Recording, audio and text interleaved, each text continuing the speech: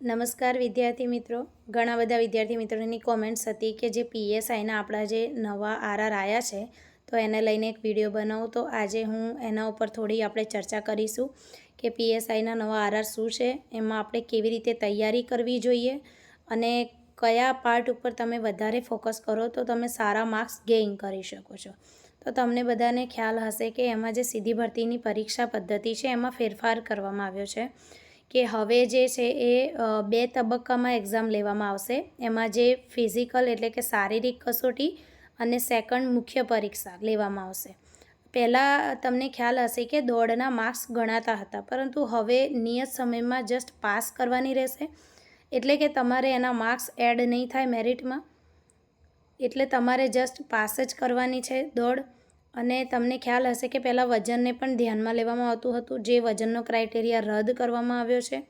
શારીરિક કસોટી લોકરક્ષકની જેમ હવે ફક્ત ક્વોલિફાઈંગ રહેશે, એટલે કે જેમાં શારીરિક કસોટીમાં ઉત્તીર્ણ થશે એ ઉમેદવારો મેન્સ એક્ઝામિનેશનમાં ભાગ લઈ શકશે. અને હવે આપણે જોઈએ તો મેન્સ એક્ઝામ છે એ ટોટલ 300 ગુણની છે મુખ્ય પરીક્ષા, જેમાં 2 પેપર રહેશે. એમાં પેપર 1 છે એ જનરલ સ્ટડીઝનું MCQનું હશે, જેમાં 3 કલાક હશે અને 200 ગુણનું રહેશે. અને પેપર 2 જે છે એ ગુજરાતી અને ઇંગ્લિશનું હશે ડિસ્ક્રિપ્ટિવ, એ પણ 3 કલાકનું છે, એ 100 ગુણનું પેપર છે. એટલે ટોટલ 300 માર્ક્સમાંથી તમારું મેરિટ તૈયાર થશે. હવે પેપર 1 જે છે એમાં પાર્ટ A અને પાર્ટ B છે, જેમાં પાર્ટ Aમાં 100 ગુણનું પેપર છે અને પાર્ટ Bમાં પણ 100 ગુણનું પેપર છે. હવે આમાં એવું લખ્યું છે કે દરેક ભાગમાં પાસ થવા માટે ઓછામાં ઓછા 40% ગુણ ફરજિયાત લાવવાના રહેશે. મતલબ કે તમારે પાર્ટ Aમાં 100 ગુણમાંથી 40% ગુણ અને પાર્ટ Bમાં 100 ગુણમાંથી 40% ગુણ તમે લાવશો ત્યારે તમે ક્રાઇટેરિયામાં આવશો. અને પેપર 2માં પણ આપણે પાર્ટ A અને પાર્ટ B છે, જેમાં પાર્ટ Aમાં 70 માર્ક્સ અને પાર્ટ Bમાં 30 માર્ક્સ છે. અને આમાં પેપર 2માં પાસ થવા માટે ઓછામાં ઓછા 40% ગુણ લાવવાના છે. એટલે કે આમાં પાર્ટ A અને B કમ્બાઈન કરીને 40% ગુણ તમારે લાવવાના રહેશે. પેપર 1ના દરેક ભાગમાં ઓછામાં ઓછા 40% ગુણ મેળવનાર ઉમેદવારનું જ પેપર ચકાસવામાં આવશે. એટલે બહુ ઇમ્પોર્ટન્ટ છે કે તમે જો પેપર 1માં પાર્ટ A અને પાર્ટ Bમાં 40% ગુણ 40% ગુણ હશે તો જ તમારું પેપર 2 એટલે કે જે ડિસ્ક્રિપ્ટિવ ગુજરાતી અને ઇંગ્લિશનું છે એ ચકાસવામાં આવશે, અન્યથા ચકાસવામાં આવશે નહીં. તમને ખ્યાલ હશે કે જૂના જે આરઆર હતા એમાં સાયકોલોજી, સોશિયોલોજી, IPC, CRPC હતા, જોકે હવે આપણે એ વાંચવાની જરૂર નથી, તો એ વિષયને રદ કરવામાં આવ્યા છે. અને હવે જનરલ સ્ટડીઝનું પેપર આમાં રાખવામાં આવ્યું છે, જેમાં પેપર 1 છે એમાં જનરલ સ્ટડીઝના MCQ રહેશે. તો તમે એમાં પાર્ટ A અને પાર્ટ B છે, જેમાં પાર્ટ A છે એમાં 50 માર્ક્સનું રિઝનિંગ અને ડેટા ઇન્ટરપ્રિટેશન છે અને 50 માર્ક્સનું ક્વોન્ટિટેટિવ એપ્ટિટ્યૂડ છે. એટલે કે ટોટલ 100 માર્ક્સમાંથી તમારે 40% ગુણ લાવશો ત્યારે તમે એલિજિબલ થશો. એટલે કે તમને હવે ખ્યાલ આવી ગયો હશે કે CC હોય કે PSI હોય કે કોન્સ્ટેબલ હોય, કોઈ પણ એક્ઝામ માટે હવે મેથ્સ અને રિઝનિંગ ફરજિયાત કરવું પડશે તો જ તમે મેરિટની અંદર આવવાની શક્યતા વધે છે. એટલે તમે જો સારું એવું મેથ્સ અને રિઝનિંગ કરો તો તમારે આ રોકડિયા માર્ક્સ તમે ગેઇન કરી શકો છો, જે 100 માર્ક્સ છે. બરાબર. હવે એમાં જો આપણે પાર્ટ B જોઈએ તો પાર્ટ Bમાં આપણે કોન્સ્ટિટ્યુશન અને પબ્લિક એડમિનિસ્ટ્રેશન છે, જે 25 માર્ક્સનું છે. જે તમે ડીવાયએસઓ સમકક્ષ તૈયારી કરો, ડીવાયએસઓની જે આપણે હોય છે તો તમે ઇઝીલી ક્રેક કરી શકો, જેમાં કોન્સ્ટિટ્યુશન અને public administration, history, geography, culture 25 માર્ક્સનું છે. કરંટ અફેર્સ અને જનરલ નોલેજ છે એ 25 માર્ક્સનું છે. એન્વાયરમેન્ટ, સાયન્સ, ટેક અને ઇકોનોમિક્સ 25 માર્ક્સ, એટલે કે ટોટલ 100 માર્ક્સ છે.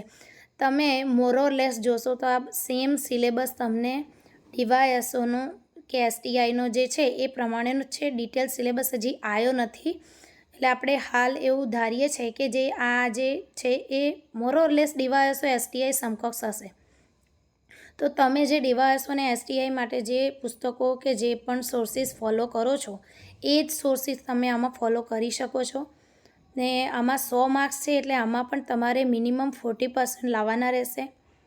અને હવે જો આપણે જોઈએ તો પેપર 2 જે કે ડિસ્ક્રિપ્ટિવ છે, ઘણા બધાને આમાં કન્ફ્યુઝન છે કે આમાં લેખનનું છે તો કેવી રીતે તૈયારી કરવી.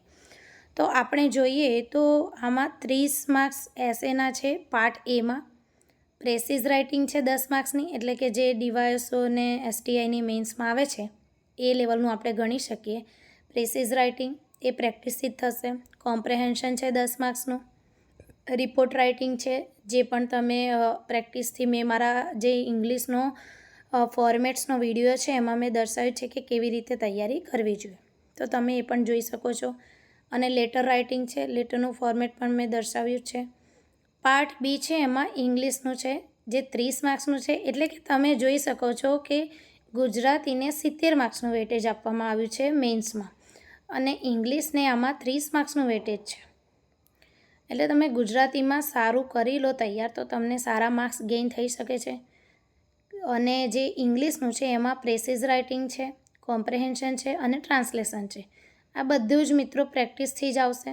એટલે તમે આમાં મોસ્ટલી જે ડીવાયએસઓ એસટીઆઈના જે મેઇન્સના પેપર્સ હોય લાસ્ટ જીપીએસસીના, એ બધા પીવાયક્યુઝ જો તમે પ્રેક્ટિસ કરશો તો તમે ઇઝીલી પીએસઆઈમાં ક્રેક કરી શકશો.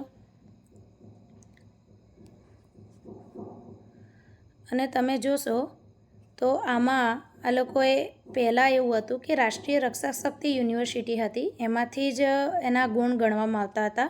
પરંતુ હવે એ લોકોએ રાષ્ટ્રીય રક્ષા યુનિવર્સિટી, નેશનલ ફોરેન્સિક સાયન્સ યુનિવર્સિટીના કોર્સ માટે વધારાના ગુણ આપવામાં આવશે. અને એ કોર્સના સમયગાળાને આધારે, એટલે કે જો તમે 1 વર્ષનો કોર્સ કર્યો હશે તો 5 માર્ક્સ, 2 વર્ષનો કોર્સ કર્યો હશે તો 9 માર્ક્સ, 3 વર્ષનો કોર્સ કર્યો હશે તો 12 માર્ક્સ, અને 4 વર્ષ કે તેથી વધુનો કોર્સ કર્યો હશે તો તમને 15 માર્ક્સ વધારાના આપવામાં આવશે. અને તમે જોઈ શકો છો કે આમાં 40% ગુણ મિનિમમ લાવવાના છે. મતલબ કે 40% ગુણ હશે તો તમે એલિજિબલ થાવ છો. પછી કેટલા કેન્ડિડેટ્સ છે, કેટલા માર્ક્સ છે, એના બેઝ ઉપર મેરિટ બનશે. અને થોડાક પોઈન્ટ્સ છે કે જે હું તમને કહીશ કે જે સૌથી વધારે ઇમ્પોર્ટન્ટ છે. તો તમારે આની તૈયારી જે પેપર 1 છે એમાં તમારે સીસીઈમાં જે મેથ્સ રિઝનિંગ છે એ રીતે તૈયારી કરવાની છે. અને પાર્ટ બી જે પેપર 1નો છે એમાં તમારે ડીવાયએસઓ એસટીઆઈ સમકક્ષ એમસીક્યુઝની પ્રેક્ટિસ કરવાની છે.